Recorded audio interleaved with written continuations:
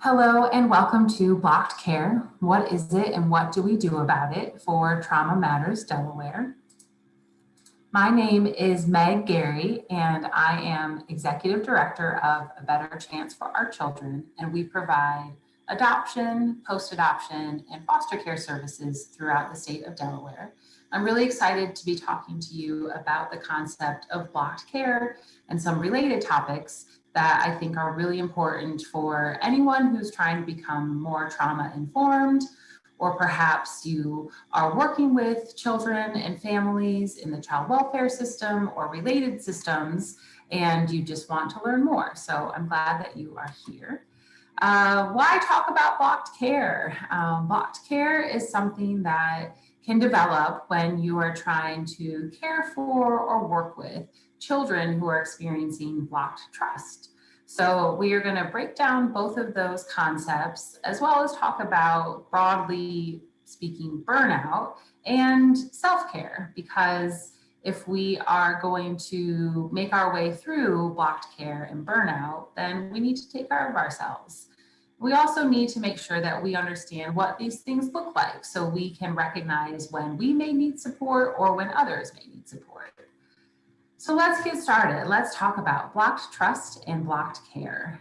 These are concepts that were developed by Dan Hughes and John Balin and presented in their book, Brain-Based Parenting, and really focus on the brain science of parenting and what it looks like when there's stress in those relationships. And it is important for us to understand those foundations. So let's actually start with blocked trust and then make our way into blocked care. So blocked trust is something that develops in kids, usually when they're young, when their early experiences have taught them that they can't trust the people around them or the world around them. So they put up their defenses and they do what they need to do to survive, and that develops this blocked trust. So how does it develop? When a child experiences significant early trauma, especially in the context of their caregivers, their brain is going to focus on self-defense and survival. The brain is going to use its sort of pain relief, pain suppressing functions to block out the feelings of hurt or pain, because they need to remain close to their caregiver. Even if it's not a great situation, a baby or a toddler can't just run away. They have to be there. They rely on adults for food and shelter and protection. And so how do they exist safely in that world? And what they do is their brain focuses on survival. So it will block the pain, but that also means that it makes connection harder, because it also blocks the feelings of joy and love and affection, because those weren't safe. That child learned that when they reached out for connection, which we are wired to do at birth, that it wasn't a safe thing to do. And so those things got pulled back. And so what does blocked trust look like? A child experiencing blocked trust is really going to struggle, frankly, across the board. They're going to have a hard time playing. They're going to have a hard time with emotions. They're going to have a hard time with boundaries and accepting love and obviously trusting others. You know, it's one of the very first things we have to figure out as infants. From that birth to 18 months, Eric Erickson taught us that what we're focusing on is trust versus mistrust. That's what we're figuring out. And for some of our kids who figured out that what they need to do is be wary, they're going to be in mistrust. And so they're going to be hypervigilant. They're going to be on alert. Their alarm system that sort of starts with our amygdala is the heart of our alarm system. It's going to be on alert, and it's going to make us put up some boundaries and some walls and some defenses. And these will stick with a kid, even when their situation is better. Maybe they're in a new situation and it's safe and nurturing. They're still going to be wary, because that's what their brain learned to do. And so it makes it hard. So these are kids who they're survivors. They developed a lot of skills to keep them safe along the way, but those things become problematic and they get labeled in negative ways. And it can be really hard for kids to work through those things. And it can be hard for the parents and caregivers or providers who are trying to care for them and help them. So that brings us to blocked care. How does it develop? So blocked care is triggered by blocked trust, because if there's no reciprocity in a relationship, if a provider, a caregiver, a parent is reaching out and trying to connect, trying to provide good care, but a child is unresponsive, withdrawals, or actively rejecting, we begin to feel a sense of failure. And then that triggers our own defense system in our brains. And so we'll meet those needs. We'll make sure they're fed and protected and housed and clothed. But I'm not really going to be in it in the same way. I'm not experiencing the delight. I'm not experiencing the joy that comes with interacting with a child, with parenting a child. And I'm not going to get the oxytocin or the dopamine, those chemicals in our brains that help us to do that bonding, that connecting. And so just think about it. What would it be like to be in a relationship where you were constantly rejected, or that you could feel the walls that were up? It would be exhausting. It would be really hard. And, I know personally, it would make me want to withdraw. It would make me want to sort of pull back and not put my time or energy or feeling into it. And so we can see why it would happen. So let's talk about what blocked care looks like. We will become sort of more likely to interpret a child's behaviors with a negative bias, right? This is when our kids get labeled as manipulative or spiteful. And those are labels that, do make some sense, but they sort of miss what's going on. They miss that those are survival skills that a child needed. And so we don't want to call a child manipulative. We don't want to see them as spiteful. We want to step back and look at what's going on underneath, but it's really hard to do in the context of that kind of relationship, because then we also can feel, as the adults in the situation, that I'm terrible at this. I'm not doing a good job. And that can make it really hard for us to stay engaged, because we internalize the negativity, those titles, those labels, those experiences. And so we're going to lose our sense of connection. We're going to lose our empathy. And a child who's in blocked trust and triggers blocked care in us, it just perpetuates the cycle of us all being in our defensive brains, right? So a child is putting up their defenses because of their early traumatic experiences. And that's going to trigger the defenses of an adult in their life. And that's going to make it harder for them to support that child. And then we just go round and round and round and round. And so we need to, again, really think about what this looks like and how does it feel? And so how do we work through it? So how does it feel? One of the fascinating things that we've learned with some of the new focus on the brain science and how it all works is looking at brain imaging. And it has shown that the experience of emotional stress, of being rejected, activates the same pattern in the brain as physical pain, which essentially means that I'm going to respond the same way that I would to physical pain, which is I'm going to withdraw and I'm going to try and avoid that in the future. And that's what happens in these relationships is that reaction is to pull back and to try and avoid that in the future. That makes it harder for me to connect and harder for me to hold empathy for a child who's experiencing blocked trust. So what are some signs of blocked care? Parents may be experiencing blocked care if they're experiencing these things, if they're caught up with coping with the behavior and only seeing the behavior and sort of losing that curiosity about what's going on for them. Where does this come from? All behavior makes sense on some level, and we need to look at what's going on. What is the need that is being expressed? What can we do to meet that need so that a child doesn't need to use all their defensive skills?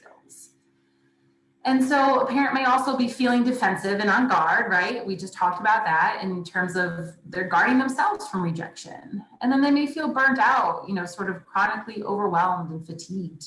which can lead to irritability and isolation and becoming cynical about helpful ideas.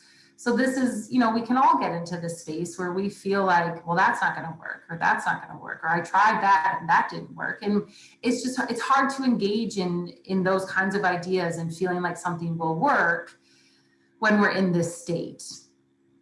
Because we can lose compassion and empathy, and then that leads to shame because we feel like we should be able to do this, or this shouldn't be so hard, or we should be better, because if we were better, then the child wouldn't be struggling so much. And it just is this should spiral that is not helpful, and that those shame buttons get pushed, and it's hard to hold on to the positive things or to look underneath. And, when you lose that pleasure of parenting, again, it's hard to stay connected. And so we want to think about blocked care also as something that can be acute, so that it can sort of pop up, but maybe come back down, or it can be chronic. And that's a really hard state to be in, a state of sort of chronic blocked care, for all the obvious reasons, because it makes it harder to be connected, harder to feel that love and empathy, and harder to stick with it. And so we want to make sure we can, again, understand what this is, and then hopefully work our way through it.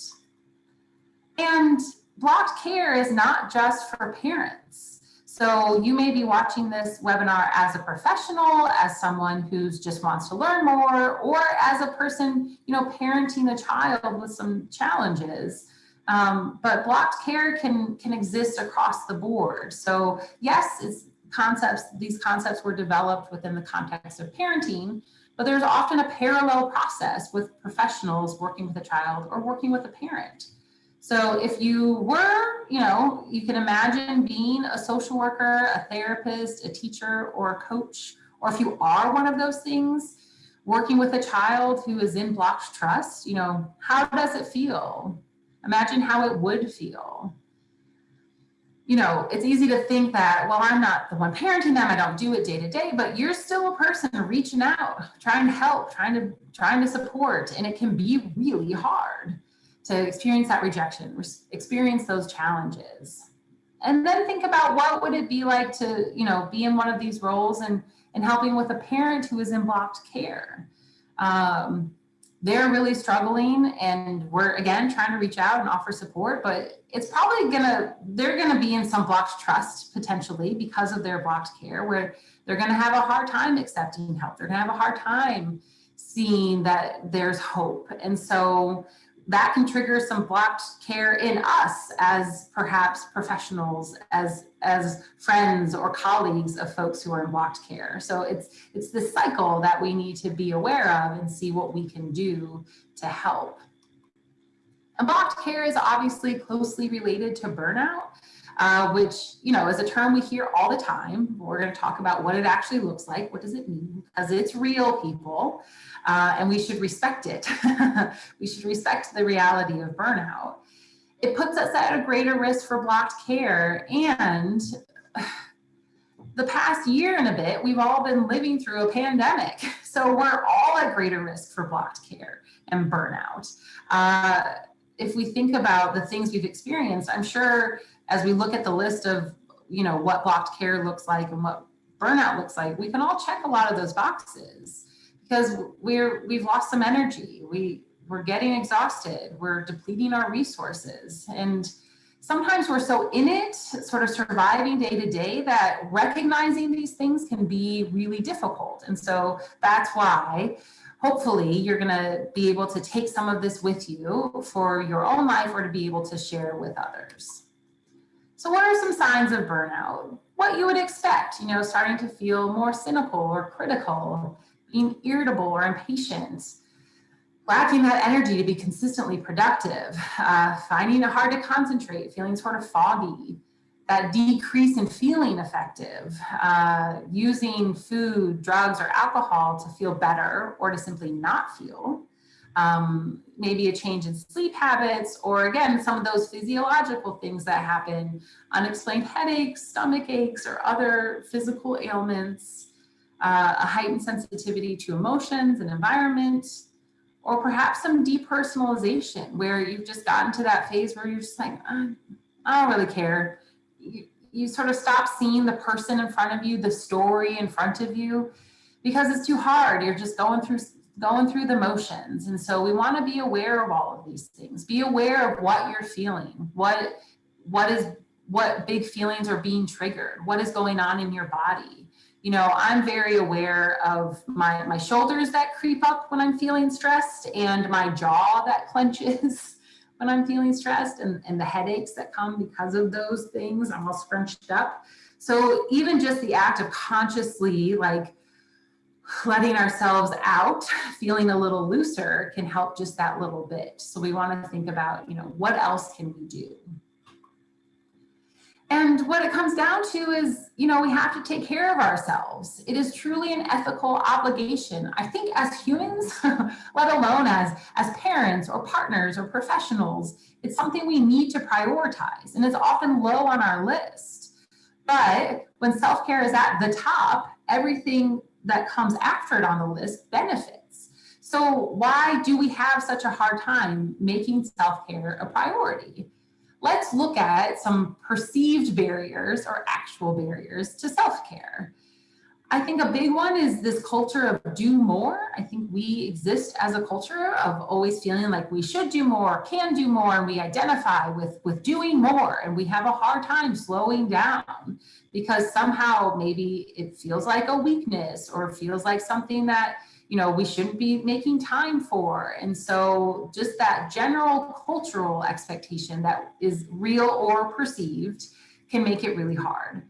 And maybe we have no motivation for self-care. Maybe we don't think it'll work. Maybe we think, self-care is just this term we hear all the time. And yes, we know we should take a bath and light some candles and blah, blah, blah. So we don't have the motivation for it. But again, it is something that is actually helpful. So we need to, just as we need to respect burnout, we need to respect self-care and not feel guilty about spending the time or money to take care of ourselves. And we need to have an awareness of our own needs. I can fall into that trap where I just go, go, go, go. And I'm not really stopping to reflect on what I'm thinking, feeling, where I'm exhausted, what's going on, and what might help me. What should I be doing to help myself through that or get some support? And again, maybe we see it as a sign of weakness, or maybe we're just falling into that trap where we just keep putting others first. Someday I'll get to that. Someday things will slow down. Someday I'll be able to find that balance and care for myself while caring for others. But when we keep putting it off, we just often don't get there. So how do we find that balance where we still take care of others in the way that we want to and take care of ourselves and recognize that there is time for it? We just have to make that time. It doesn't have to take very long. And recognize that we are worth it. We are worth the self-care because, we need to take care of ourselves in order to take care of others. And trying to get out of that quote unquote duty role and responsibility, where we identify with that. That's sort of, it's who we are. We need to do more. We need to be the one that does the things and does so much and works so hard. And that's great, right? It's great to work hard and be passionate about things, but if you burn out, all of that gets lost. And so we need to prioritize this so that we can continue to do the things and care for the people that mean a lot to us.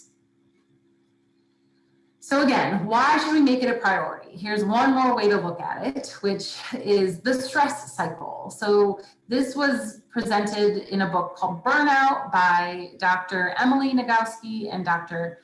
Amelia Nagoski.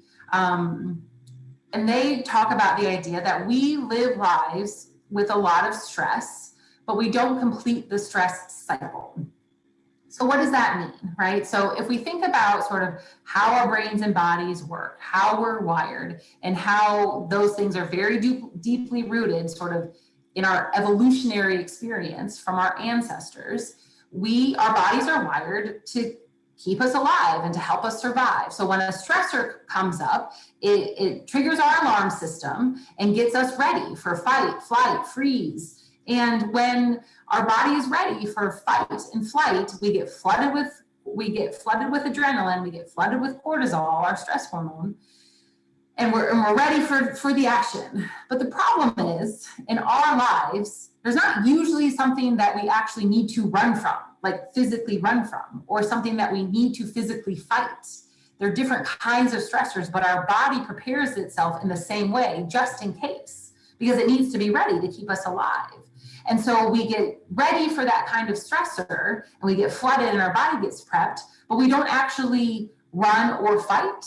So we don't go through the cycle of doing those things and making our way through them, and then our body realizing that we're out of danger, we're good, and coming back down. We sort of stay in the state of chronic activation. And so we don't take the steps to calm our nervous system. A stressor pops up, and then usually if you're me, or again, I think a lot of you can relate to this, the stressor comes up and we either just go on to the next thing, or we set it aside and feel like, all right, we'll get to that, or we figure out how to take care of it real quick. But do we actually do the things that physiologically help us to come back down and complete that stress cycle? And then when we stay in this chronic state of activation, you can imagine what the consequences are to our bodies, right? So an increased blood pressure, digestion issues. Again, I think some of those physiological things with headaches, stomach aches, and then just all the stress that leads to burnout. And so we need to think about, how do we complete the stress cycle? What are the things that we should be doing every day, either to keep us regulated overall, or when we know a stressor has popped up, taking a moment to do something that is going to bring us back down before we just move on. So one of the things is to move, right? Our bodies need it. So feed that. Find, time to run, walk, dance, swim, ride your bike, whatever works for you. And try and make sure that you're building it in, 20 minutes a day, maybe an hour, whatever you can do. And frankly, if you can do 5 or 10 minutes, do that. Do what you can, but move, find what works for you. And that we need to breathe. We need to take those deep breaths and help our bodies regulate. And it can be kind of like self-care burnout. Yes, we all know we need to take deep breaths, but they actually work, guys. They actually work. So build them into your day, not just when there's something stressful, but build some deep breathing into your daily habits and routine to help your overall regulation, so that when your stress does pop up, you're better able to deal with it. And the other thing is to talk with people, and this can just be, the casual chit chat at work, or you stop by to get a coffee, and so you talk to the person at the register or making your drink, and just little things, just those little connections. A little positive connection with someone can go a long way. So let's talk about these last few. So laughter, I think that's a pretty obvious one, but it really makes a difference for us. It feeds us in a really important way. So figure out what works for you. Is it a silly show? Is it a funny movie? Your favorite comedian? A funny podcast? Or just your funniest friend? The friend that, you always laugh with and have a good time with, who has good stories. Build it in, seek it out, make it intentional. And then speak to loved ones. Sometimes we need more than the chit chat. Sometimes we need to really connect with our safe people. Who are the people in your life who make you feel better, who you feel safe talking to? Find them, make it a priority, talk to them. And then if you need to, cry. In our culture, we sometimes see crying as weakness, and I know how many times that I've said, like, I'm so sorry, I didn't mean to cry, and I'm apologizing for crying. Why do we apologize for crying? There's nothing wrong with crying. Sometimes we need to get it out. And so either, in response to a situation, if that's what your body is doing, cry. It can be cathartic. And if you feel it building up but can't find an outlet, maybe you find a sad show or a sad movie or something and just let it all out in that way. Whatever way works for you, but get it out, feel that catharsis. And then the last one here is to do something creative. Whatever that means to you, whatever works for you. Maybe you're not a painter or a poet, and that's okay. Figure out a way to use your brain differently in a creative way, something that you like, and build it in. So here are some more ideas, some mental health hacks.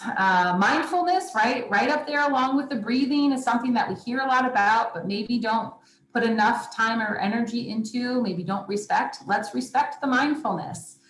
There are some apps that can help you. Calm is one, Headspace is one, there are others, but see what you can do, little bits in your day to build in some mindfulness. And then sleep, we know it's so important, but we don't often prioritize it, or it's just hard for us. If you're anything like me, it's just kind of hard. And so I'm trying to find ways to make it better, to get those 7 to 9 hours, which sounds amazing. So make it a priority, and frankly, do some of these, if not all of these other things that may help your sleep just by the act of doing the other things. Gratitude is really important. Maybe start or end your day by making a list of the things you're grateful for. And I love the suggestion. If one of the things on your list is a person, tell them, hey, I was making a list of the things I'm grateful for, and you were on that list. And maybe it's because they're a good friend or a good listener, or they make them laugh, they make you laugh, whatever it is, tell them. You know, nutrition is important. We all know that. We know that the good fuel for our bodies serves us well. It can be hard sometimes. It's easy to go to the easy foods. And it's okay sometimes to have the Doritos or the ice cream, but as much as we can, try and build in some good nutrition, some good fuel for your body. Same with the exercise, do what you can to build it in. Like we were just talking before about that need to move. It really does help with our, sort of medical needs, mental health needs. Cardio is really good for boosting your mood and managing anxiety. So build in little bits. There's a New York Times 7-minute workout that you can find on YouTube and do. You have 7 minutes, right, that you can build into your morning or later in your day. What I've been doing recently is I found some sort of dance workouts where, you get to do all the workout things, but with fun music and with dance moves instead of burpees. It's fantastic. It boosts my mood because I'm getting the cardio and also just having some fun and being kind of silly, and that it boosts my mood. It's a great start to my day. So find something like that or something else that works for you.